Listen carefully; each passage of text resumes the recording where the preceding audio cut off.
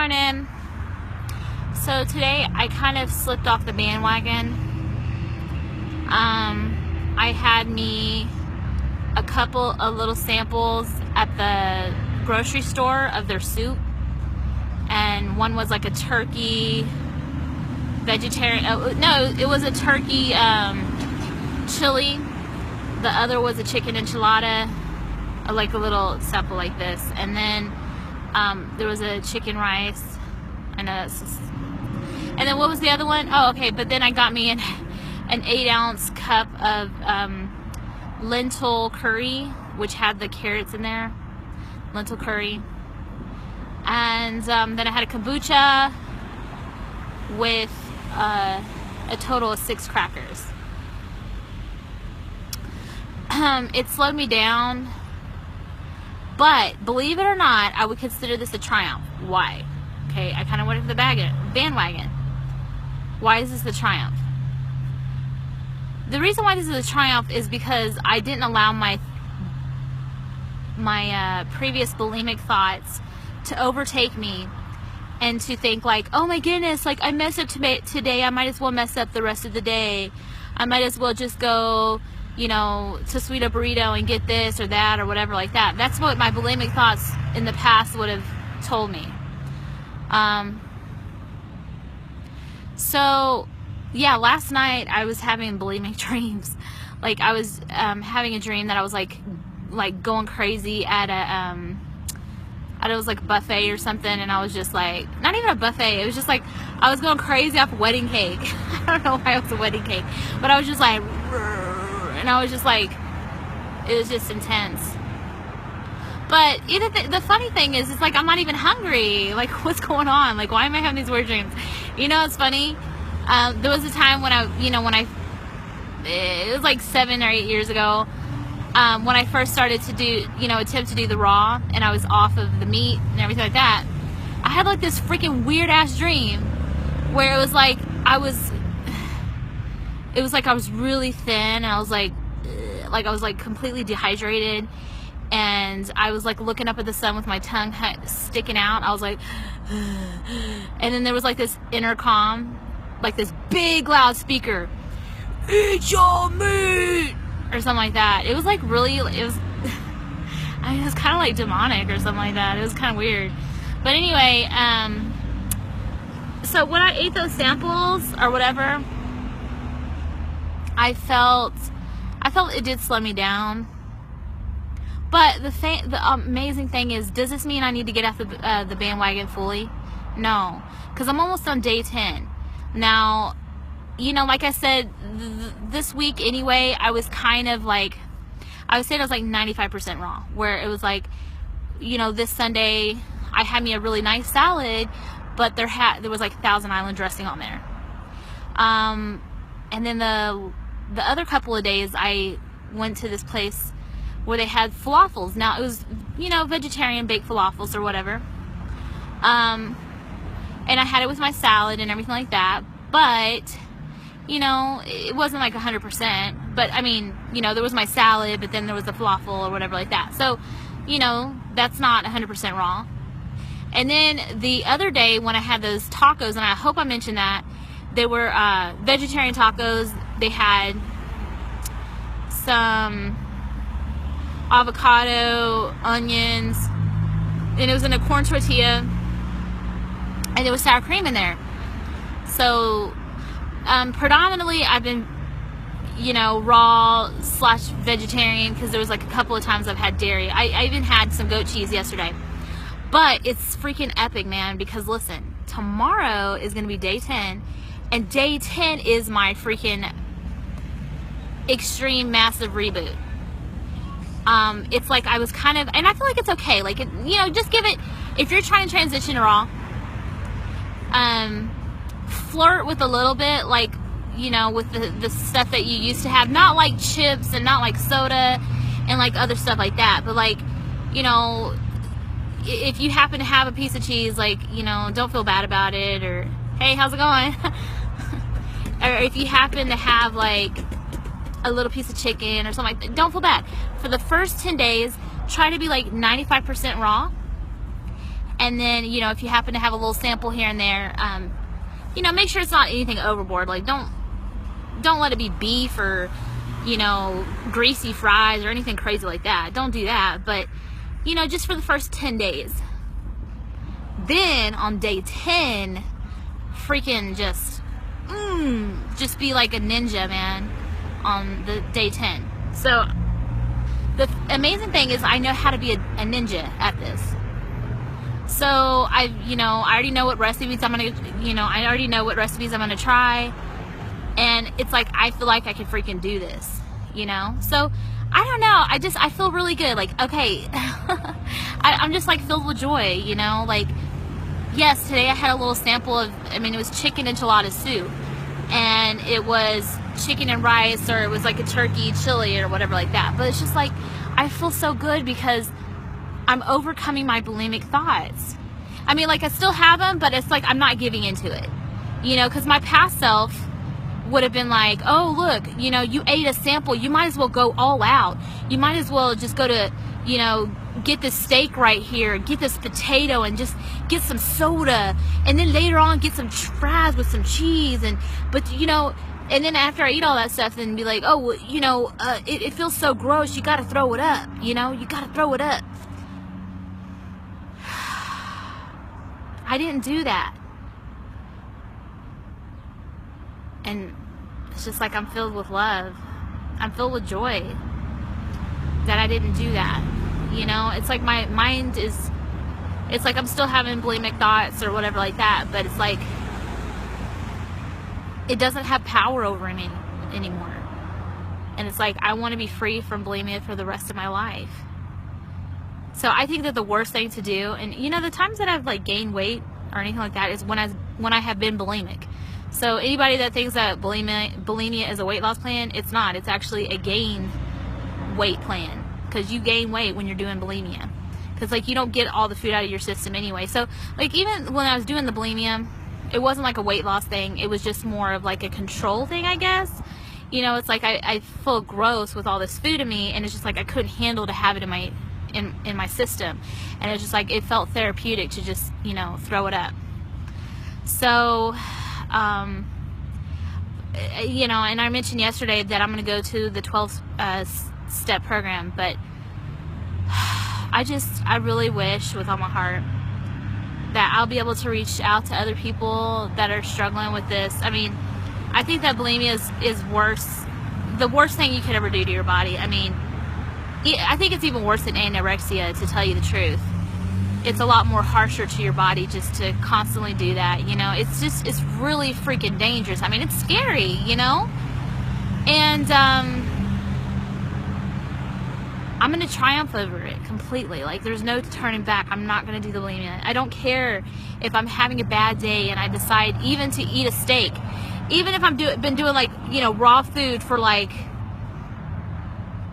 I don't know, like 60 days straight or whatever, and then I have a piece of steak or whatever. I'm not gonna freaking throw it up. Those days are over. And the reason why is because it's really important, and the reason why I think that people lose weight not doing the bulimia is because you will learn accountability. Your body knows, like, so then you really think it out, like, you know, do I really want to eat this, you know, massive meal? Because if I do, I'm gonna throw it up. It's like I'm gonna want to throw it up, and I'm gonna have to sit with this, and I'm gonna have to be uncomfortable, and it's just like the discomfort is just not worth it. But like if you're doing the bulimia, it's just an easy way out, but it's not an easy way out, because it really hurts your body more than anything. It hurts your body more to keep that within your, you know, self. I mean, so I mean, I think that even if you eat like a huge amount of food and you go to a buffet or whatever like that, and you're gorging or whatever, and you can't even breathe, you know, let's just say it's like Thanksgiving meal or something like that, and you're just like literally like just miserable because you just ate so much. It's healthier to just you know, lay on your side, breathe, and just, you know, just sit with that and just realize that, you know what, next time you're not going to do that again. You're not going to do that to your body. If you throw it up, it's still going to be in your system anyway, and your body is it's gonna retain a lot of weight. It's gonna mess up your electrolytes. It's going to create a heaviness in your chest.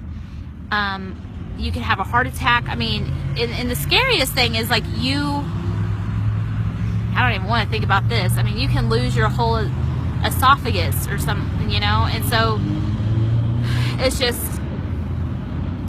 so anyway, today is day 51, backwards countdown. So I've been at this so day 60, so that's 9 days of incorporating all this amazing raw food. And then, like, little bitty samples here and there of, you know, cooked food, kind of getting off the bandwagon, but it's a complete triumph. Okay, so tomorrow is going to be day 10, and that's when I'm going to go out ninja style. But it's like I'm in my power, you know what I mean? I'm in my power because I did not allow that to affect me emotionally. I did not allow myself to feel like a failure because I ate a little bit of samples. And I ate some, you know, 8 ounces of soup. Now, it taught me, though, after I ate that, it slowed me down, you know, and I was like, you know, I want to feel better. I don't want to be slowed down. So, but, you know, there's no guilt or shame behind it. And I think that's another thing, too. Like, I think it's really important when you're trying to transition out of food, or you want to eat healthier, it's really important not to feel shame. You know what I mean? Shame, all that shame does is it makes you want to hold on to stuff. It makes you want to cover it. And, you know, think about shame. I mean, what is shame? Like, you try to cover it, right? So what do you try to cover shame with? Oh, you try to cover shame with more food. So if you go off the bandwagon, don't be ashamed. Take that as an opportunity and step into your power and just say, you know what? And just be encouraged and feel like absolute just love, and just be like, and love yourself, you know? When you go off of something, love yourself and just be gentle with yourself. Just gentle as you would be with somebody else. You know, if you truly love somebody and they fall short from their true self, it's like you love them and you want to continue to show them love. So we need to do the same for ourselves. As much as we can love somebody else, we need to love ourselves that much as well. So there needs to be a balance. I don't feel like we need to love ourselves more than other people because we're all connected. You know, I think that sometimes, like, there's certain philosophy out there where it's like, love yourself, love yourself. And, you know, where it's like people kind of get really selfish or self-centered or whatever. And that's not joy. That's not happiness, where it's kind of emptiness, like, you know. So it's like about balance. You know, you love people as you love yourself. So, but at the same time, you don't love people more than yourself, but you don't love yourself more than other people either. So it's just like this perfect, harmonious balance. And even when you're, like, disconnecting from somebody because you want to have them be a better person, because, you know, they're not treating you kindly, you're helping them. Like, even if you're not being rude to them, you're not showing them lack of love because you're disconnecting from them. You're showing them more love because you care about their well-being. And the only way that somebody could be, you know, you're caring about someone's well-being is you care about their highest good, and their highest good is to treat everybody with respect. And if they're not treating you with respect, you're not helping them, because they're going to keep treating you like a doormat. But that's going to be part of their character, and they're going to have a really hard knock life because they're going to be treating other people like that, you know. And so do you want to create a monster or Frankenstein or whatever like that? No, you don't want to do that. So it's like the greatest thing you can do is love yourself, but, you know, love other people. But when you're, you know, letting go of people, you actually are doing it because you actually do love them. And so anyway, I kind of went off on a tangent, but yeah, I'm waiting for the bus too. I missed the bus. Which is cool because I only have like 15 more minutes. This is freaking awesome, man.